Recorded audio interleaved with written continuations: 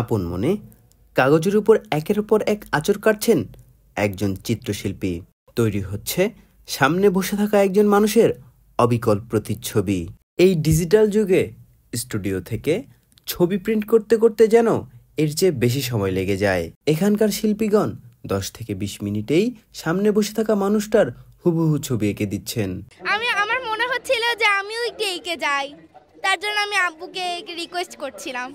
আব্বু বলছে আচ্ছা তুমি বসো, আগে রোজারটা করো। কিন্তু আম্মু অনেক রাগারাগি করে। আম্মু তো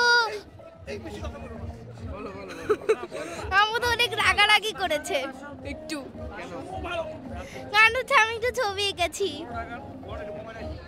টাকা বাঁচতে হবে বলে।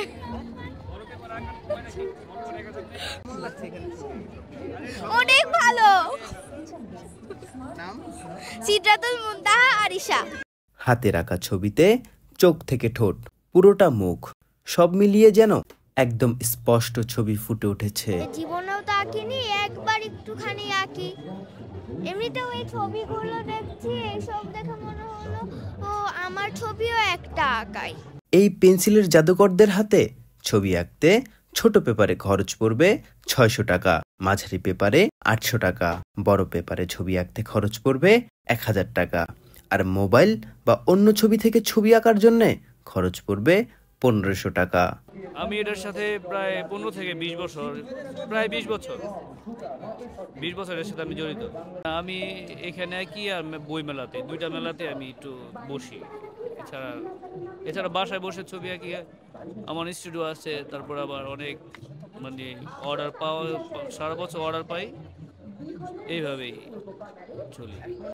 অবশ্যই তারা তো স্বাচ্ছন্দ্য বোধ করেই। অনেকে এটার সাথে এটার সাথে দুর্বলতা আছে অনেকের। এটা দেখলে একটু আলাদা একটা ফিলিংস জাগে। তারা বসে যে আমিও আমার নিজের ছবিটা আঁকাই,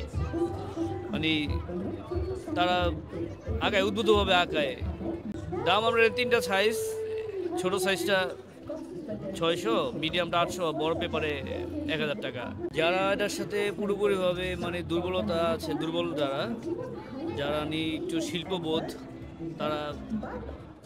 তারা আঁকে।